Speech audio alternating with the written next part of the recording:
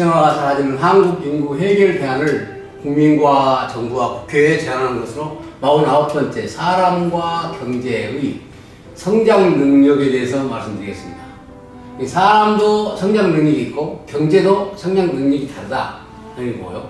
로또보다도 성실한 적응 능력이 필요하다 이런 얘기인데요. 로또 싫어하는 사람은 없겠지만 이렇게 리아카로 끄는 사람과 좀 다르다 그런 얘기고요. 한국 1인당 국민소득 GNI가 이렇게 아주 빠르게 올라갔습니다. 그래서 2020년도에 한국은 10대 경제적으로 강한 나라다. 자, 어느 날 갑자기 로또에 10억이나 5억, 1억이 생기면은 여윳돈을 넣었다가 쓰다가 보니까 한 3, 4년 뒤에는 폐인이 되어 있다 하는 그 보도를 가끔 들었습니다. 예, 옛날 천석궁 자녀가 갑자기 부모가 돌아가시니까 재산권을 가지고 있다가 한 10여 년간 재산을 다 쓰고 가난하고 또 나쁜 인생으로 평가가 되는 사람도 있어요. 제 친구가 하나 그런 사람이 있어요. 그래서 리아카부터 장사하는 사람은 균형 있게 잘합니다. 그런데 기회주의자는 기회를 잡고 보증, 담보 이런 것을 해가지고 한 3, 4년 하다가 본인도 알고 있게 되고 보증 사람도 손해를 끼쳐가지고 빈손 인생을 살아가는 사람들을 주변에 많이 봐요. 이 리아카부터 시작한다면 얼마나 중요한지 모르겠어요. 그래서 아마 이처럼 한국 사람이 골딩 박사의 말대로 부를 조절할 능력의 부족으로 막 99% 사람일지 모르지만 하여튼 부를 능력을 조절을 못하기 때문에 우리나라가 지금 어렵다고 지금 말했어요. 그래서 골딩 교수가 한국의 저출산 원인은 한국 사회의 급격한 변화, 경제가 급격히 성장되었기 때문에 적응하지 못하고 미국은 200년 동안 했지만 그걸 적응해 왔다 이것이죠. 그래서 노벨 경제학 수상식에서 이런 말을 했어요. 그러나 한국에 뭐 여러 가지 좋은 일도 있다 하는 것도 있습니다만은 자, 미국은 200년 동안 국민이나 국가가 그런 부를 조정하고 현상을 조정해 나갔는데 한국, 일본 같은 급성장을 하기 때문에 자기를 조절할 능력이 부족했다고 노벨 경제학 수상자가 말했다 이겁니다. 자기를 어떻게 조절을 못했을까? 이것이 좀 우리 한국의 연구에 대한 문제라고 봅니다. 그래서 한국이 경제적으로 굉장히 부유하고 또 뭐 세계 32위가 되는 뭐 경제 성장 GNI GDP 개인적 성장도 이루어졌습니다만 그래서 이 골딩 박사의 말대로 이런 기성세대 아들 직장 사회 이런 문제들을 유튜브로 30회씩 만들어갖고 깔아놓고 좀 운동을 좀 해야 된다. 저는 그렇게 생각을 합니다. 그래서 어떻게 적응이 어려웠는가에 대하여 한번 가정과 풍요라는 것으로서 그 시대체가 어떻게 되는가. 그러니까 1900년 이전에는 가난하기 때문에 적응해서 단칸방에서 결혼을 하고 살았어요. 그렇게 살았는데 지금은 뭐 더 좋은 직장, 아파트 더 좋은 아파트 이거 막 이렇게만 찾으니까 이게 눈이 높아져가지고 좀 어려움이 있지 않느냐. 그래서 90년대는 어려움을 극복하셨는데 지금은 정신적 자세 문제가 많아요. 여러 분야에서 정신적인 조정을 못하고 있어요. 그래서 18세, 30세는 결혼도 많이 다 했는데 지금은 25, 49세까지가 남성 절반이 미혼이다. 여성은 33%고 이렇게 결혼할 의향도 없고 출산할 의향도 없고 그래서 출생하는 0.7명이다 하잖아요.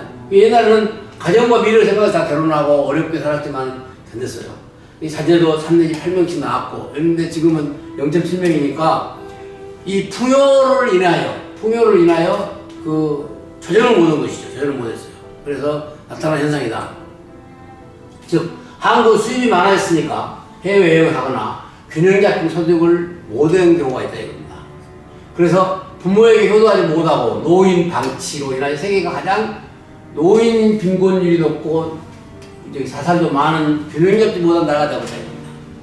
이것이 조정을 못하기 때문에 나타나는 현상이다.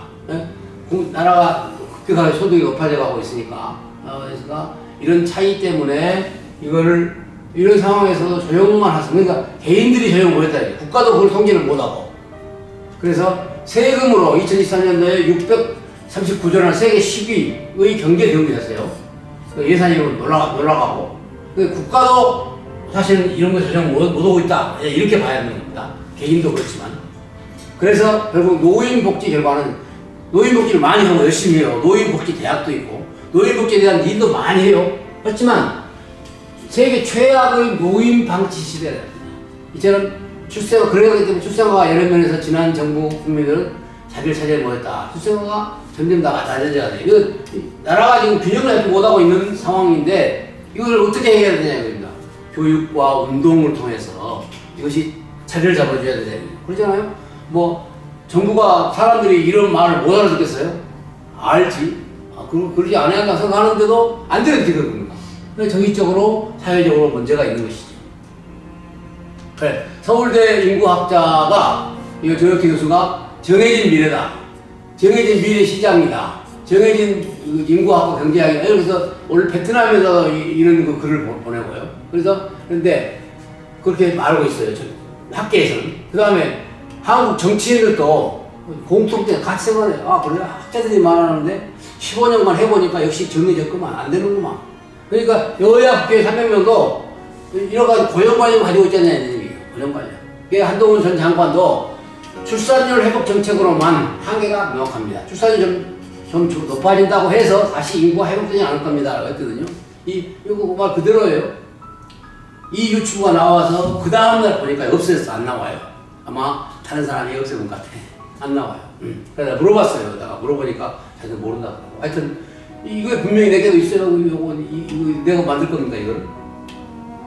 그러니까 이렇게 발표하고 정부에서 그렇게 알고 있어요. 여러 가지 복잡한 문제가 많은데 그 한국의 교육비가 프랑스보다도 9배, 미국보다 3배 더 든다. 자녀 두자녀는 7억, 세자녀는 10억 그렇게 교회 대다수 양육비가 교육비인데 한 출생에 프랑스가 1억을 주면 한국은 9억을 줘야 되지 않느냐. 프랑스는 여러 가지 면에서 경제적으로요 달라요. 구조가. 한국은 모든 것이 나쁘게 꼴등이야. 나쁘게 꼴등, 나쁘게 1등. 예, 그러니 뭐 현찰로 차이가 아니고 기반 시설 자체가 틀려요. 그래서 국가는 다른 재정을 줄여서 하여튼 부업은 모두 다 해결해야 한다 이거죠. 나라 인구 문제를. 그래서 뉴욕타임즈에서는 한국어 소멸하는가? 심각하거든. 가보니까 저 나라가 왜 저래? 흑사병 때 봐도 더 심각한 수준이네. 그래서 두드러진 사례라 가서 연구하고 있어요, 그 사람들이. 그 사람 연구에서 뭐 필요가 있어요? 그 사람은 그냥 생각하고 끝난 거지. 그럼 우리나라는 매우 심각하잖아. 이게 중요한 말. 만약에 그렇게 돼서 경제 유명이 떨어지고 앞으로 계속적으로 문제가 생기면 결국 고통받는 사람들은 누구예요? 우리나라지. 자기는 상관없어요. 미국은. 일본의 평가대로 능력의 한계로 한국의 성장은 이미 정지됐다. 그들이 평가한 거예요. 영국의 홍을 맞서 더 나빠졌다. 추세율이 더 나빠졌다. 더 빨리 나빠지고 하고 있다. 일본의 경제에서 볼 때도 여기 노동력 때문에 15위 이내로 2050년에는 물러난다. 나라가 문제가 아니라 그래서 이런 출산율 문제 원인과 문제점, 또 경고, 전문가들의 분석 이런 것들 그 다음에 부부 흉년에 대한 대안은 없는가 이런 국민운동에 대한 전체적인 방향이 좀 짚어져야 한다고 봅니다.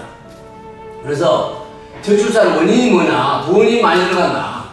교육비가 많이 들어 60% 들어가고 또 결혼 후에 자녀를 가질 필요가 없다.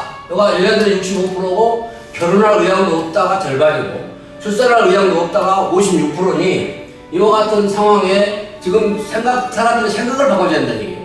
7,170명을 조사했는데 결혼을 반드시 해야 한다가 39%밖에 안 됩니다. 그러니까 나머지는 결혼을 안 한다는 얘기죠. 그 다음에 결혼을 하더라도 아이를 가질 필요가 없다 하는 60%라는 얘기입니다. 그러니 얼마나 지금 사회의 입장이 사람들의 생각이 어쩐가 하는 것을 우리는 봐야 되고요. 그래서 결과가 25, 49세까지 남성 절반의 미혼이다. 그리고 인구도 뭐 많이 나쁘다 했는데 실제로는 또 그렇지 않고 그 다음에 뭐 저출산에 대한 이름만 붙여서 하는 정책이라든지 결과는 돈을 더 쓴다고 하지만 출산할 수는 적어진다든지 이런 전반적인 문제에 대하여 우리는 심각하게 생각해야 됩니다. 아까 골든 교수가 말한 것처럼 한일 등 동아시아 국가들이 저출산의 공통적 원인이 있다. 그것들에 대해서 지금 이야기하고 있고 2040년대는 지방대가 60% 소멸된다든지 또 출산율이 200명 남녀가 한 세대 반 후에 12명이 된다든지 이건 아주 심각한 문제를 지금 단순한 표로 보여주고 있는 것입니다. 서울은 0.59명인데 전국은 0.78명. 서울은 더 아예 못난 거죠. 서울이 월급은 많지만 생활비가 많이 들고 집값 비싸고 환경도 나쁘고 그래서 살기가 어려운 겁니다. 월급 많다는 것만으로 평가할 수 없다는 얘기죠. 그래서 지금 서울로 모여드는 문제도 정책적으로 국민운동으로 이거 벌려서 해결해야 되는 인구 감소되고 저성장, 빈곤, 고령화 이런 문제가 겹쳐서 나타난다 그런 얘기입니다. 그래서 이제 90년대생은 괜찮다. 다 틀린 출산율 전망이라 이겁니다. 출산율 전망이라는 것이 틀리게 하고 여러 가지로 참 잘못을 많이 하고 있다. 이 사람이 말한 대로 출산율이 지금 국가가 위험하고 그다음에 2000년 이후 대학이 19곳이 폐쇄됐으니까 아까 말한 대로 2040년대 가면 60% 지방대학이 나가니까 지방대학이 폐쇄됐다면 수도권에 있는 대학도 역시 축소된다는 얘기죠. 그래서 6.25 대한민국이 끝나가는데 이 사람이 지금 한양대 교수인데 한양대 이미 시작된 종말 대한민국 살인자에서 이분이 이 인구 문제에 대해서 많이 연구한 분입니다. 그래서 점점 노인이 많아져서 2070년대에는 50%가 되니까 50%의 노인을 부양하기 위해서 얼마나 사회적으로 어렵겠는가. 그런데다가 이제 없으면 이제 이민이 들어올 텐데 이민이 모슬렘이 들어와가지고 지금 30만 명 들어왔는데 들어와서 앞으로 어떻게 사회를 복잡하게 만들 것인가 하는 것은 뻔하다 이겁니다. 그래서 이대로 가면 위험하니까 행복한 한국 상황을 지금 여러 가지로 분석을 하고 저출산 문제에 대해서 경고를 하고 있습니다. 자, 이건 동네 앞에 찍은 사진인데요. 사람들이 다 혼자 살기 때문에 이렇게 생활을 합니다. 이렇게 살아가고 있어요. 몸도 약하지. 그래서 저는 25차에서 저출산 분석을 내가 해봤습니다. 그래서 분석해보니까 노력도 안 하고 있고 교육비에 대한 원성도 많고 전문적 대안이 없고 인구는 돈은 많이 쓰고 인구는 적어지고 이런 효과성 면에서 저출산 실적을 따져보니까 너무 못하고 있는 것이다 이럽니다. 그런데 인류 제약을 유일한 국가는 한국이라 하면서 펜실베니아에 있는 샘 리처드 교수가 이런 제안을 했습니다. 그래서 아마 희망을 가져보는 건데 예를 들어서 공동체 중심으로 사회로 한국은 가능성이 있다. 효율적 교육 시스템이 있다. 공익을 위해서 규칙 준수를 잘한다. 세계적인 소프트 파워가 있다. 이런 식으로 말해서 지금 좀 평가를 하고 있는데 이분이 또 이번에 와서 또 이런 말을 했습니다. 거의 모든 나라 국민이 인생을 의미 있게 만드는 가치 1순위로 가족을 선택했습니다.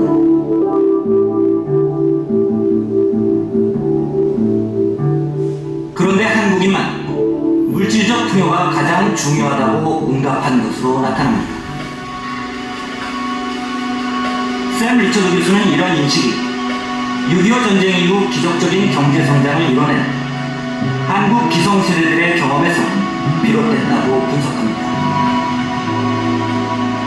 Grandparents have really pushed this a great deal because of what they experienced, the changes that took place for them, and what they've seen is possible.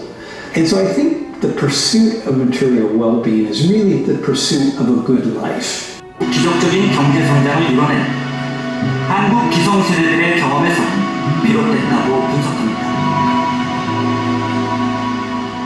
Korean parents and grandparents have really pushed this a great deal because of what they experienced, the changes that took place for them, and what they've seen is possible.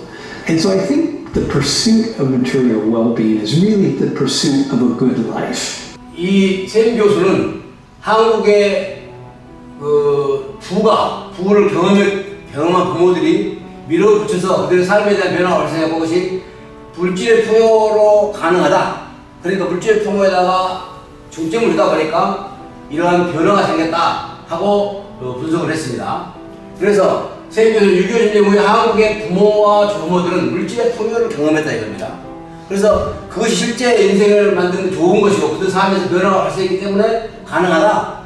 그렇게 해서 살아라. 이런 스타일인 거죠. 예를 들면 북한은 북한은 계속 경제가 올라가지 않고 있습니다. 그러나 남한은 2003년부터 아주 급격하게 올라가고 있습니다. 2014년부터 많이 올라가고 있고 2007년에 많이 올라가고 경제가 지금 올라가고 있어요. 계속 잘 살아가고 있다 이겁니다. 그러니까 부에 취해서 그쪽으로만 생각하는 거죠. 예를 들어서 동남아시아 다른 나라 가보면요 비슷해요. 10년 전이나 20년 전이나 비슷하게 살아요. 근데 우리나라는 굉장히 급격하게 발전해 나가고 있으니까 이런 면에 차이가 있다 하는 것을 말한 거고요. 제가 가정과 풍요라는 거, 이거는 가정적이다. 여기는 풍요만 추구한다 하는 면에서 제가 가정과 풍요 시대의 차이라고 말했는데 아마 이전에는 가난하기 때문에 일을 열심히 해라고 닭감방에서라도 결혼을 했습니다. 그런데 아마 2010년 이후에는 더 좋은 직장만 고르다 보니까 집도 지금 아파트가 없으면 집이 없는 걸로 친다든지 뭐 이런 식으로 말하는데 뭐 닭감방에서 살면서 시작했던 것 비교하면 엄청나게 생각의 차이가 많다는 거예요. 이 어려움을 그때 극복해 나갔는데 지금은 정신적으로 완전히 해결된 사람들이 한 50대, 60대 사람들은 지금 정신적으로 너무 해결됐다고 여러 가지로 한탄하고 있어요. 그때는 18세, 30대가 다 결혼이 다 했습니다. 결혼 안 하면 안 되죠, 예를 들어서. 근데 지금은 25, 49세가 절반이 미혼이다 이겁니다. 결혼 안 하려고 그죠. 할 수 없는 환경이다 하고 핑계만 대고 있고 말만 하고 있다 그래서 결혼 안 하려고 출산도 안 하려고 그래서 여기 피부라 이겁니다. 근데 저는 가정과 미래를 생각해서 결혼도 하고 자녀도 3대 8명 낳고 그랬는데 이런 차이가 있는 것은 이런 아까 교수가 말한 그런 것에 의한 그 결과다 하는 것을 지금 분석하고 있습니다. 카이스트 이번에 3월달에 카이스트 아이들 4명 자살한 거 여러분들 아시죠? 얼마나 똑똑한 아이들이에요. 여러분들 공부 잘하면 좋을 것 같아요? 공부 잘하는 애들끼리 또 스트레스가 많아요. 서울대학도 다 1등 하는 거 아니에요. 거기 한 과에 40명이면 거기서 또 꼴등이 또 있어요. 거기서 또 꼴등이 있어요. 걔네들은 또 자괴감을 느낀다는 얘기예요. 그래서 학벌 내가 뭐 우리나라의 그 좋대는 대학 최고의 대학 졸업한 남편을 둔 부인들 얼굴 밝은 부인들 별로 못 봐요. 하도 남편이 잘난 척을 하고 거기에 눌려갖고 그냥 찌그러져서 사는 여자들 많이 봐요. 그러니까 학벌 좋다고 내 자식 뭐 그냥 서울대 나왔다고 이 내 딸 결혼시키는 별거 지혜로운 게 아니에요. 사회가 이와 같이 문제가 있다 이겁니다. 그래서 한국인이 가족도 중요하지만 필요한 물질의 풍요가 될 수 있다. 그래서 그것을 추구하다 보니까 자녀 양육과 교육비 60% 들고 4억이 필요하다 이런 어떤 결론이 나온 겁니다. 그래서 제가 자녀 양육비에 대한 여러 가지 조사 분석을 해본 결과 최소한 4억이 필요하다. 그다음에 교육비 부담이 많다 하는 것을 보건복지부에서 연구했다든지 이런 것들을 시사해주고 있다 이겁니다. 그래서 지금까지 한국 정부가 4,500만 원을 일생에 주고 있습니다. 모두 합쳐보면 그 정도 주는데 이거 갖고는 지원을 부족하다 이겁니다. 이러다 보니까 결혼을 안 한다고 출산을 안 한다는 그런 결론이 나올 수밖에 없다고 해요. 그래서 비싼 교육비로 자녀를 낳지 못하게 되고 출산 못하는 경향으로 굳어져야 된다. 그래서 이런 말이 나온 거죠. 함부로 이런 말을 못 하죠. 어제 내가 결혼 안 한단 말 옛날에는 그런 말 안 했죠. 은근히 하고 싶었죠. 지금도 하고 싶겠지 물론 마음은. 그런데 이런 현실 속에서 다문화는 많이 낳는다. 아니요, 다문화도 한두 백이 못 나요. 돈이 많이 있는데 그 외로 저출산뿐만 아니라 사회적인 여러 문제가 여기서 발생하는 것입니다.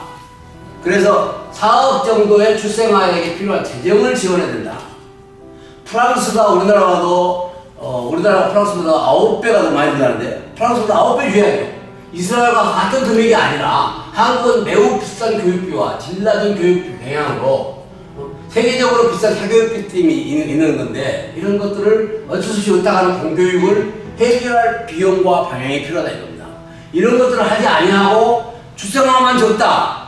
출생하는 사람 많이 난다. 청년들에게만 말한다. 이건 이야기가 안 되는 거죠. 그래서 제가 가상으로 매년 출산수를 이렇게 2% 3% 해서 43만 명으로 연평이 잡고 돈도 129조를 들어서 이 국가가 이 문제를 해야 된다. 그래서 가장 자녀수를 한국인 다문화 국제결혼 입양을 해외에서 받아가지고 이 인구를 채워 나가야지 이건 안 하고 얼마 있다가 이제 다른 이민이나 간다든지 이런 것은 아주 유용한 방법이라고 지금 유럽에서 다 경험하고 있습니다. 그리고 교육계와 다른 국민의 원망을 해결해야 됩니다. 교육 비싸서 자녀 못 하겠다 하는 것은 옛날부터 하는 얘기인데 이런 부분을 국회의원들이나 국민 국가가 법원에서 이걸 해결해 줘야 돼요. 그러면서 국민들의 의식을 변화시킬 수 있는 어떤 일을 해야 됩니다. 안 된다, 못 된다 하는 것만 지금 많이 나와 있는데 대안은 없다. 아닙니다. 가정교육 국민운동을 통해서 이런 실태를 파악하고 구체적인 방법들을 다 써서 일을 해 나가야 한다는 얘기죠.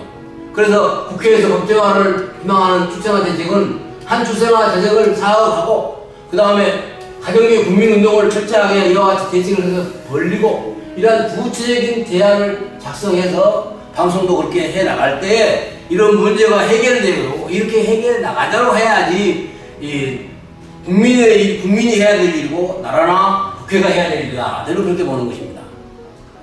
그래서 가정교육 국민운동 방향에 있어서 이와 같은 다양한 참 필요한 모든 것들을 이 외에도 조정해서 만들어야겠지만 이렇게 만들어 나가서 이 교육을 해 나가자 하는 것이 제 인구 문제를 해결하는 방향의 하나입니다. 국민 전체가 문제가 되는 것이죠.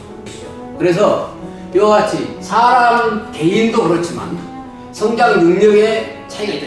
미약값도 시작해야 되는데 나라도 경제와 성장 능력에 따라서 조정할 수 있어야 되는데 빨리 올라갔으니까 이 심각한 문제가 있는 것에 대해서 우리는 개인들이나 국가가 경제 성장과 한국의 문제를 같이 연구하고 대안을 세워 나가야 되는데 이 결국은 뭐냐면 국민운동으로 해결해야 되는데 국민운동. 그래서 국민운동 다른 국민운동 많지만 하여튼 그래서 가정교육 국민운동이 매우 중요하고 필요하다 하는 것으로 말씀을 뵙겠습니다. 감사합니다.